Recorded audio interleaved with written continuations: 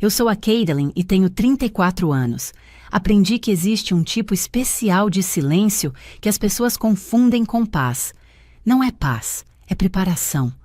O escritório do advogado era estéril, num andar alto, e cheirava a cera de madeira cara e ar reciclado. Era um cenário montado para a civilidade, um lugar onde as famílias vinham para dividir os pedaços das suas vidas com sorrisos educados e afiados. Você já se sentiu a pessoa invisível na sua própria família? Conte-me a sua história nos comentários. Do outro lado da secretária de mogno polido, o Sr. Aaron, o advogado de longa data da nossa família, ajustou os óculos. Ele olhou para mim com uma expressão de pena profissional. Então, para resumir, disse ele, com a voz suave para disfarçar a responsabilidade do erro comercial da Julie.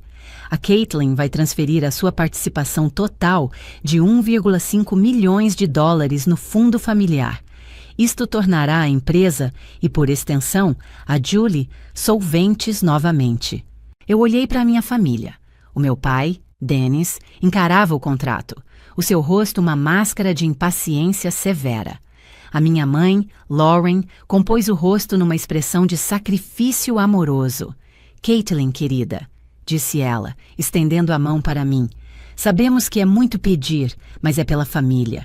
Você é a estável. Você é a única que pode absorver isto. A minha irmã, Julie, a origem deste erro comercial, apenas me observava, com os olhos brilhantes e ansiosos, à espera que eu resolvesse tudo, tal como ela sempre esperava. Eu sorri, um sorriso pequeno, calmo e honesto. É um sorriso que levei anos a aperfeiçoar. É o sorriso da pessoa responsável, da estável, daquela que não cria problemas. A minha família sempre confundiu este silêncio com fraqueza, com submissão. Eles não entendem que é um mecanismo de sobrevivência. Quando se cresce como a filha que só é valorizada pela sua utilidade, aprende-se que demonstrações emocionais são um desperdício de energia. Aprende-se que ninguém virá para nos salvar. Aprende-se a parar de esperar por justiça e a começar a planear para a realidade. Esta calma que eles veem, não sou eu a ser fraca. Não sou eu a perdoá-los. Esta calma é a corrente invisível que usei a vida inteira. Aquela que forjei de cada conquista ignorada, de cada vez que me disseram para ser a pessoa mais sensata, de cada vez que as minhas necessidades foram postas de lado pelos desejos da Julie. É a corrente de uma sobrevivente. E ensinou-me uma coisa. A única maneira de quebrar a corrente é esperar, observar e planear. O meu silêncio não é paz, é uma estratégia. Claro, eu disse com a voz firme, o que for preciso para salvar a família. A minha mãe soltou um suspiro que estava a prender. Oh, Caitlin, você é uma irmã tão boa, tão compreensiva. O meu pai acenou com a cabeça, aliviado. Essa é a minha menina, sempre prática. O Sr. Aaron empurrou o documento na minha direção. Se puder assinar aqui, Caitlin, a confirmar a transferência. Peguei na caneta pesada. Não li o contrato, já tinha imaginado cada palavra. Assinei o meu nome com a mão perfeitamente firme. 1,5 milhões de dólares desapareceram. Os ombros da Julie relaxaram em alívio. O meu pai limpou a garganta, de repente todo sério novamente. A minha mãe já estava a pegar no telemóvel, provavelmente para contar as boas notícias às amigas. Estavam todos tão aliviados, tão felizes por ter acabado. Mal sabiam eles que estava apenas a começar.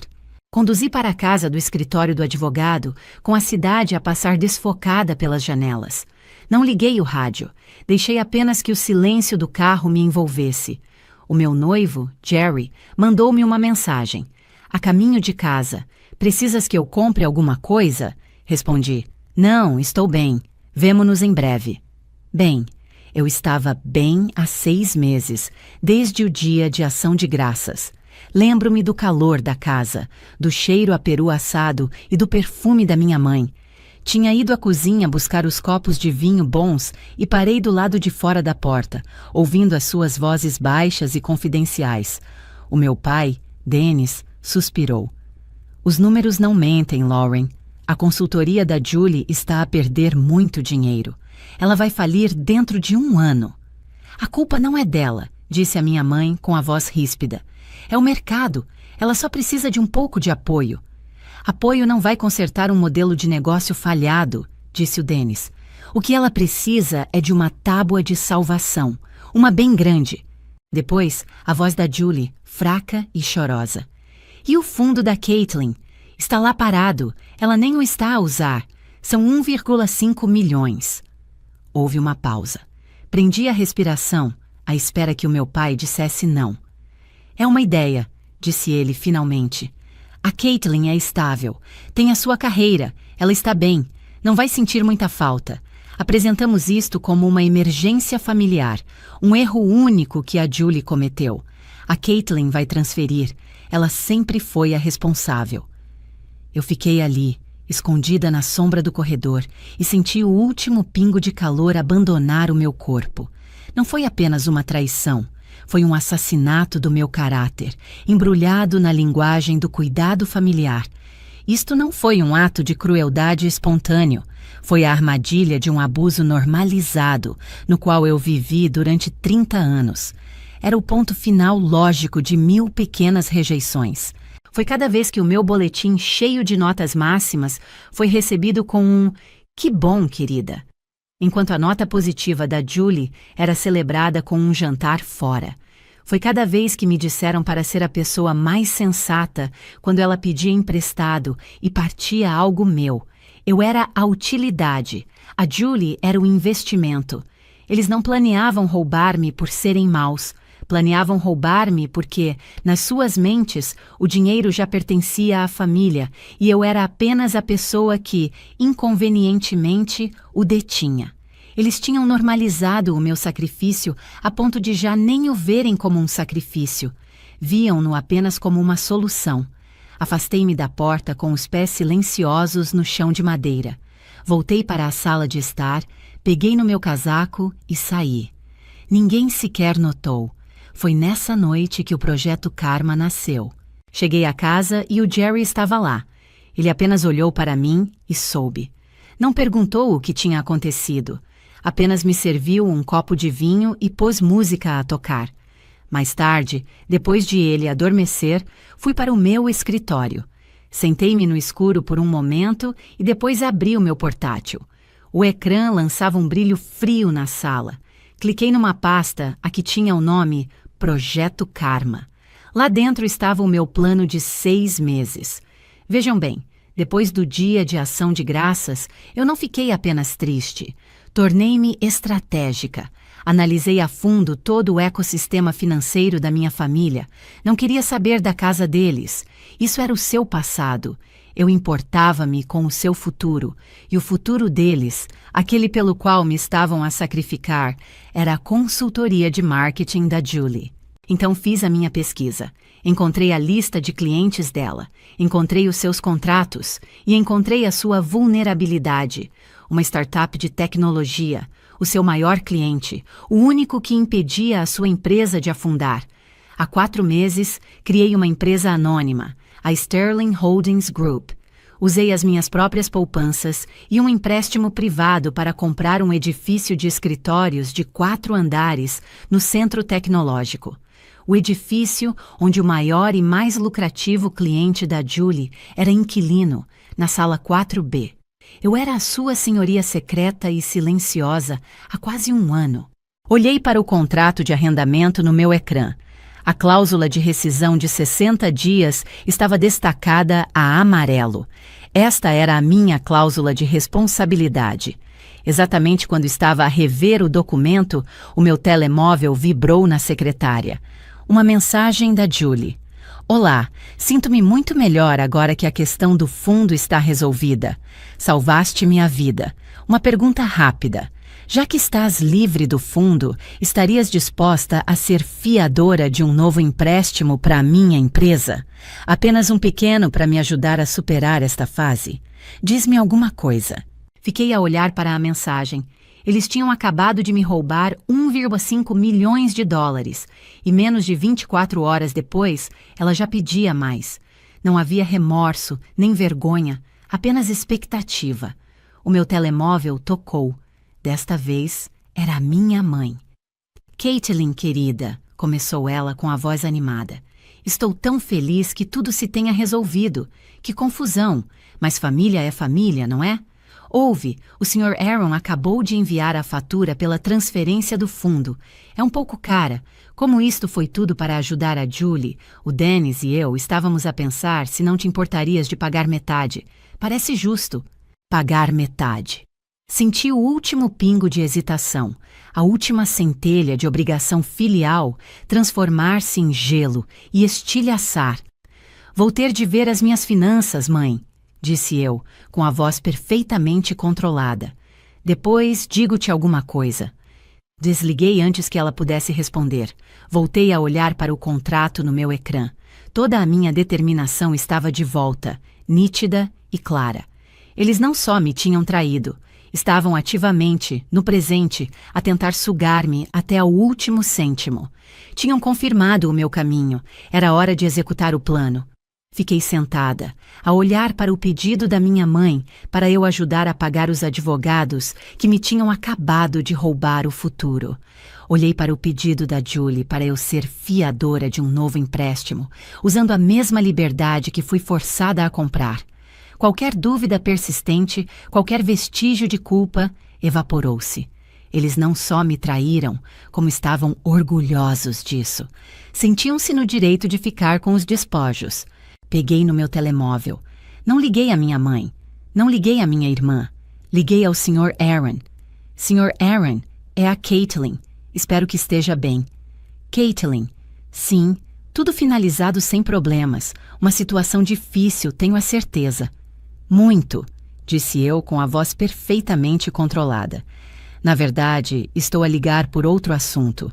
Um imóvel comercial que possuo através da Sterling Holdings Group. Ah, a sua voz mudou, tornando-se totalmente profissional. Sim, disse eu. Preciso que redija uma notificação. É para os inquilinos da sala 4B. Vou rescindir o contrato de arrendamento deles. Houve uma pausa. Essa é uma medida agressiva, Caitlin. Essa é a sede da... Deixe-me ver. Apex Solutions, uma grande empresa de tecnologia. Eu sei, disse eu. Por favor, notifique-os de que, de acordo com a secção 8.4 do contrato, o arrendamento será rescindido com um pré-aviso de 60 dias, com efeito imediato. Entendido. Terei o documento redigido e entregue até ao final do dia. Obrigada, Sr. Aaron. Por favor, envie-me a confirmação. Desliguei. Não senti raiva. Não senti alegria. Senti o clique limpo e frio de uma fechadura a trancar. A bomba estava montada. Tudo o que eu tinha a fazer era esperar que eles acendessem o pavio. As semanas seguintes foram tranquilas. Fui trabalhar. Jantei com o Jerry. Vivi a minha vida. A minha família, acreditando que eu ainda era estável, a boa irmã, deixou-me em paz, ocupados como estavam com a sua nova entrada de dinheiro.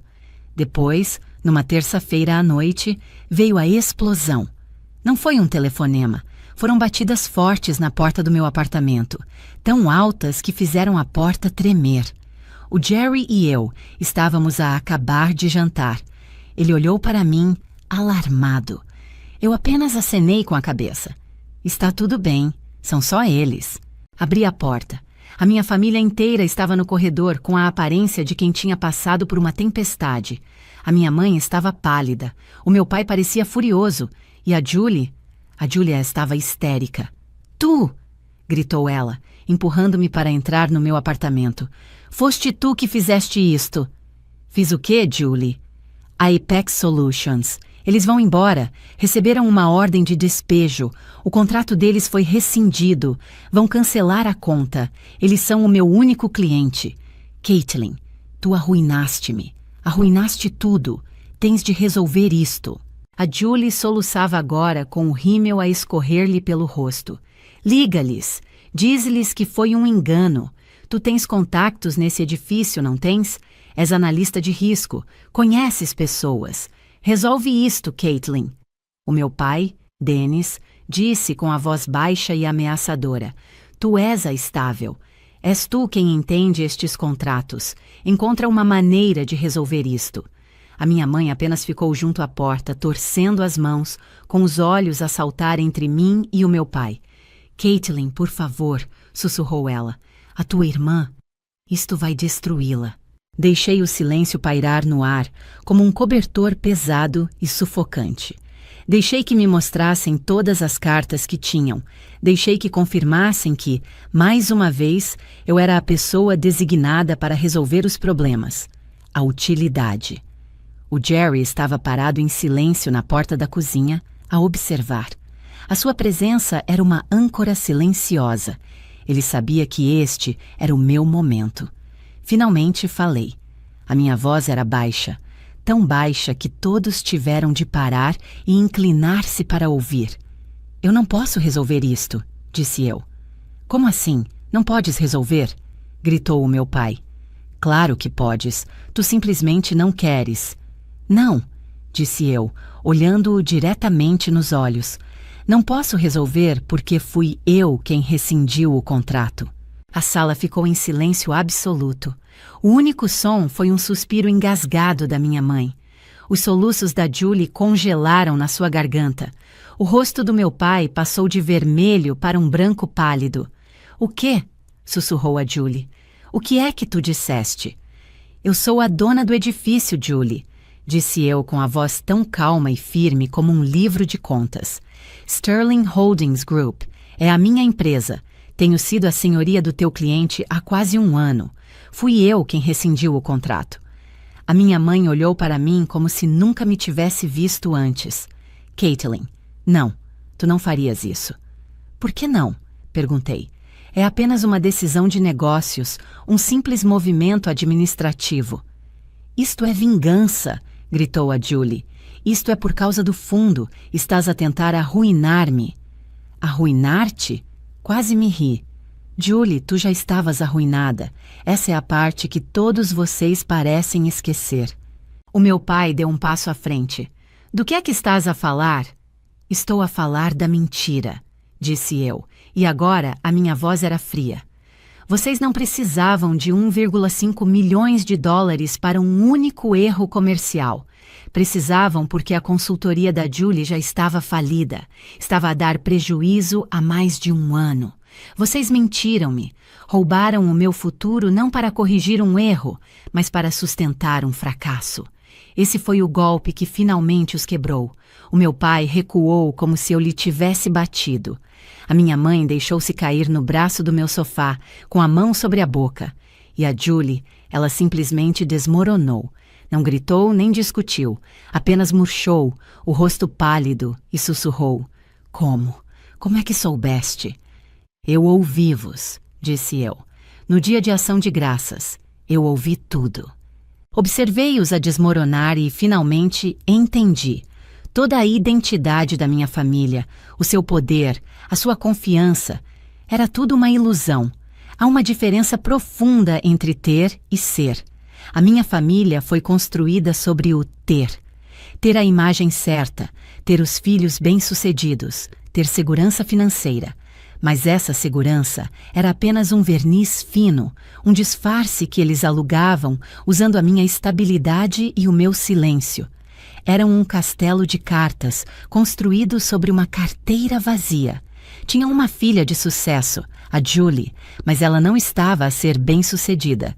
Tinham uma filha estável em mim, mas não estavam a ser uma família para mim. No momento em que o dinheiro deles foi ameaçado, no momento em que fechei a conta, toda a ilusão desabou. Porque quando se tira o que eles têm, não resta nada. Eles não são resilientes, não são fortes, não são uma família. São apenas um conjunto de pessoas apavoradas que ficaram sem o dinheiro dos outros para gastar. É verdade, admitiu a Julie aos meus pais, a sua voz quase um sopro. É tudo verdade. A empresa já não existe há meses. Eu só não conseguia contar-vos, não podia falhar. O meu pai olhou para ela, depois para a minha mãe e, em seguida, para mim. Não havia mais raiva, apenas um choque vasto e vazio. Ele tinha construído o seu mundo sobre a ideia da sua filha bem-sucedida, e a fundação tinha acabado de se transformar em pó. O meu pai apenas se sentou no meu sofá. Não falou, apenas pôs a cabeça entre as mãos. A minha mãe chorava, mas agora em silêncio, como se tivesse ficado sem energia. A Julie parecia simplesmente vazia. "E agora, Caitlin?" perguntou finalmente o meu pai com a voz abafada. "O que vais fazer agora? Vais despejar-nos a todos? Arruinar-nos?" Olhei para os três, este grupo de pessoas desfeitas e apavoradas que tinham sido a minha família. O poder que eu detinha naquele momento era absoluto. Eu podia destruí-los, podia tirar-lhes tudo. E percebi, com uma clareza arrepiante, que não queria. "Não vou despejar o teu cliente, Julie", disse eu. Ela ergueu o olhar, um vislumbre de esperança desesperada nos olhos. "Não vais?" "Não. Vou vender o edifício e vou dar-te 60 dias para encontrares um novo senhorio. Os novos proprietários podem decidir o que querem fazer com o teu contrato." "Mas o dinheiro", sussurrou a minha mãe, "os 1,5 milhões. "Eu não o quero", disse eu, e vi como essa única frase os confundiu mais do que toda a trama do despejo.